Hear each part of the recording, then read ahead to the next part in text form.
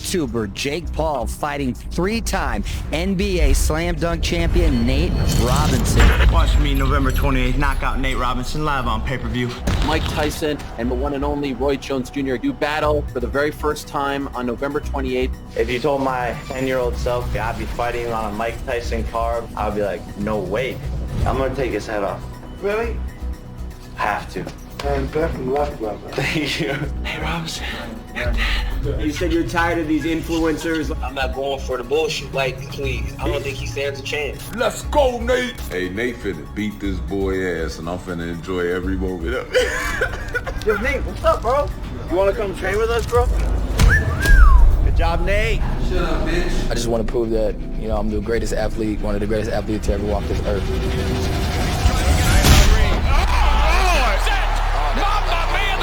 Bitch, I'm a fucking champion. Everyone thought that Nate Robinson was gonna beat me. I was the most betted against person that night. All these people, they didn't think I'm a real fighter. And so that's the beauty of it, is when a bunch of people think you're gonna lose and like proving them wrong. Nate Robinson is a former teammate of yours. He tweeted out, "I'm gonna shock the world." And then after his knockout, you responded to that tweet and you're like, "Yeah, I see no lies, man." Yeah. Boxing was pretty much a dying sport. 25 million views, boxing's going back. I know my ability. I'm just gonna prove it to the world. I'm the one. Welcome to the show. Bitch, I'm a fucking champion.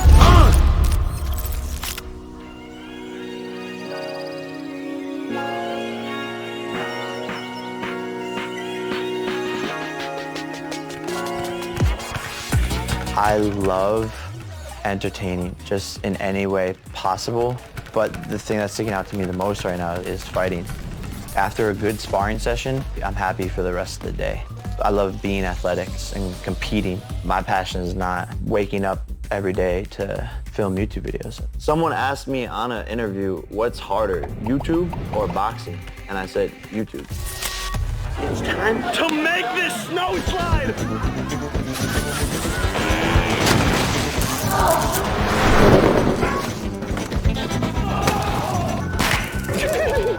Oh my God!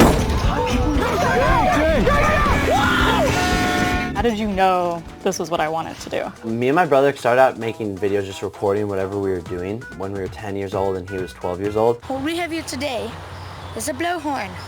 We are going to test it out right now. It's pretty loud. Go ahead. Can I have an order of some? With, I'm sorry, what's that? an order of some. And so we naturally just got good at recording stuff, and my dad was always like super funny, so his like sense of humor kind of got passed down to us. After we got a camera, we just started recording it, and then 6 months later we found out about YouTube. 2 years later, we found ourselves doing the same thing on Vine.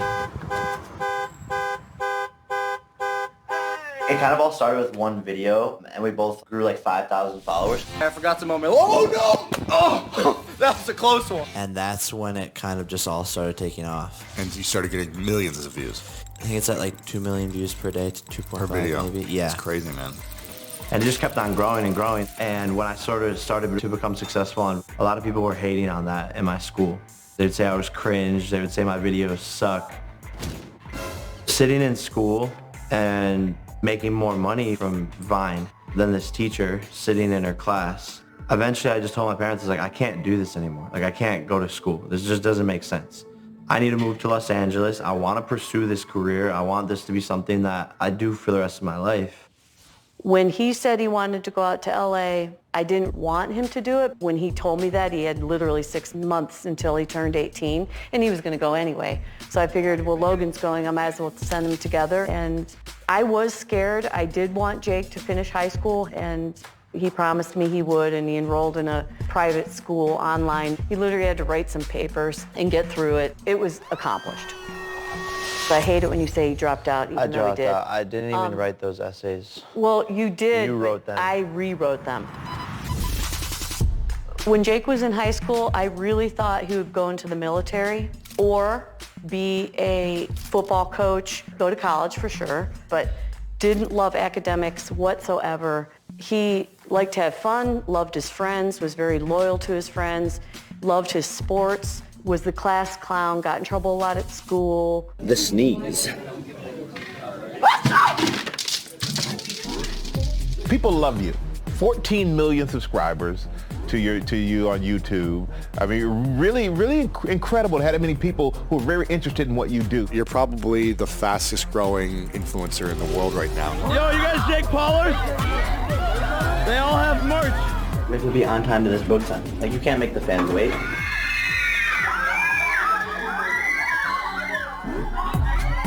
Twitter is officially killing off Vine, the video service that they began back in 2013.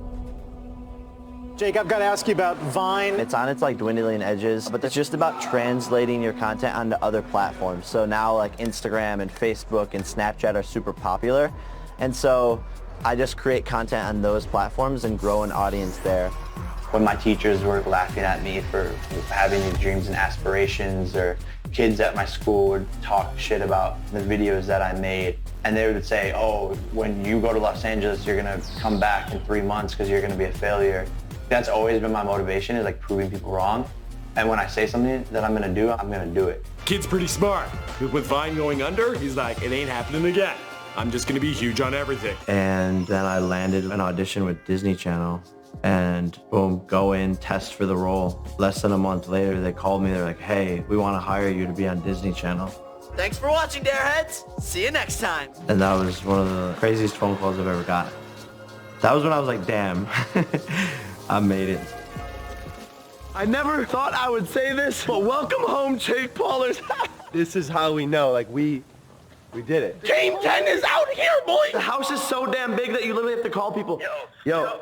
House so big, I need walkie-talkies just to call my home. Guys, check out the view, baby. This is lit, and you bet your ass I'm building a zip line directly into the pool. Check it. I created the first social media label and the first influencer house. It was called Team 10. Team 10?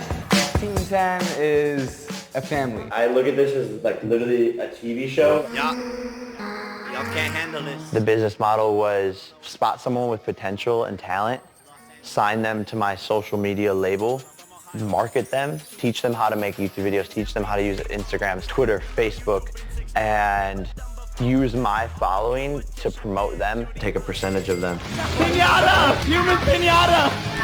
Piñata, no piñata. No. Oh, is this Spain? No, shut the f*** up. Good morning, Martinez.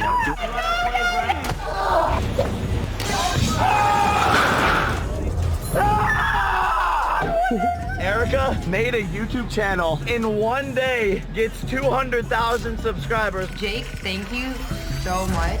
I didn't like the whole Team 10 house and how out of control that was getting. Back in July, KTLA sent a crew to investigate reports that Jake and his YouTuber housemates were making a nuisance of themselves, lighting fires in a drained swimming pool, and drawing crowds of fans outside their $18,000 per month rented home. He's funny, savage.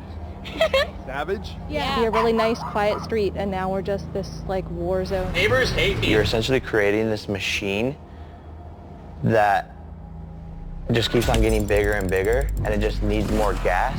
But as it gets bigger and bigger, more parts start to break off. Everyone in this room is delirious. There's all this madness, and you wake up and you're in the press, and every little thing you do is under a microscope. You're reading hate comments. He is a sociopath. He's a liar. Just being 23, such a developmental age where you're figuring out yourself, you're figuring out what your purpose is, and having to do that under a microscope is really difficult. And I would say a lot of people, probably more than ever, don't like me. He dragged me down the stairs. He was laughing the whole time. I was crying. They painted a mural of my face on my wall. It was spray painted, "Get the fuck out of our house." Okay, Jake, you're a bully. F you. I'm one of the most misunderstood creators and artists and business people that's out there. I was trying so hard to grow talent, and there were some successes here and there, but it just turned out that all of these people that I was helping amassed millions of followers, and then all of a sudden they're cocky, ego. So I finally made a decision to just only work with really great people.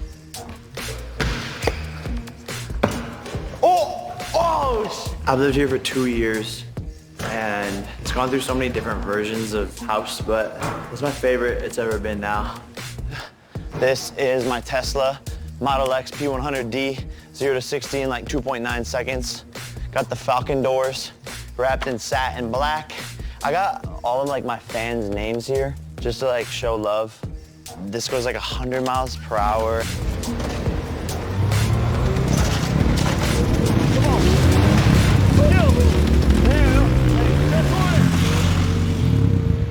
I didn't have a lot growing up, so when I started to get a lot, that's part of the addiction.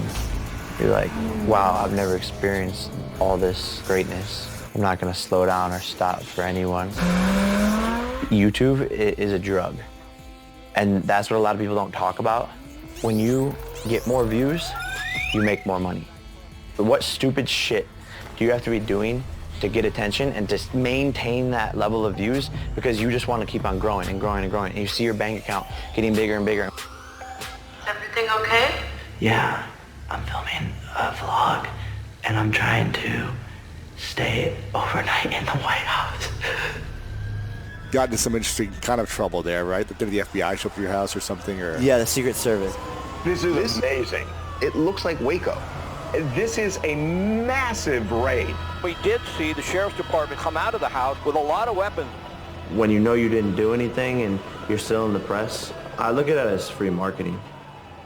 You just are lost in this world, but you have to keep going because there's pressure and there's millions of people watching.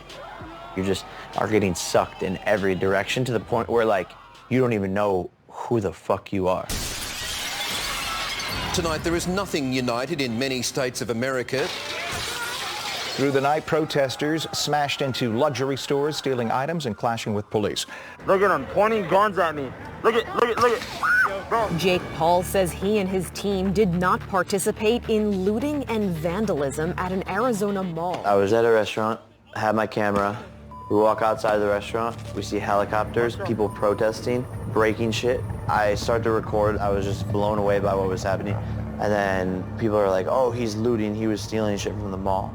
The Scottsdale police just want to make an example out of me, and so they're of course gonna press charges for criminal trespassing.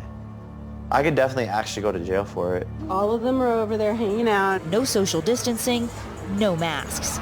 The videos outraging the city's mayor. I really could not believe that an event like this was taking place. We expect everyone in our community to act responsibly. We just cannot show such disregard.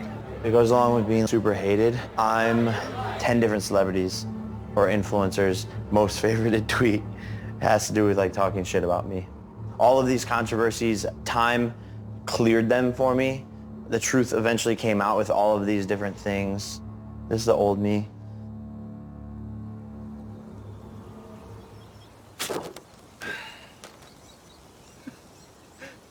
It's the end of an era, a start of a new one. I'm a legitimate pro fighter.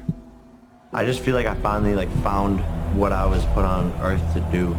I left all the LA, Hollywood, Jake Paul shit behind. I had to close the chapter on that book, and this is that new era. Bitch, I'm a fucking champion! Everything's at stake.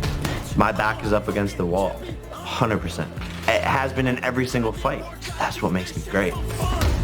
3 years ago, these YouTubers wanted to fight me and my brother. We fought them, Manchester, England, 25,000 people, sold out, 1 million people watching online. From that moment, I just knew damn, this is one of the biggest, dopest things that I've ever done, and this is a serious business. That's really where it all started. And so I want to bring these big name MMA fighters into the boxing ring. With boxing, the sky's the limit. I think the potential of what we can make with doing this in the next couple of years is massive. It can become something huge where we're making hundreds of millions of dollars. Bitch, I'm a fucking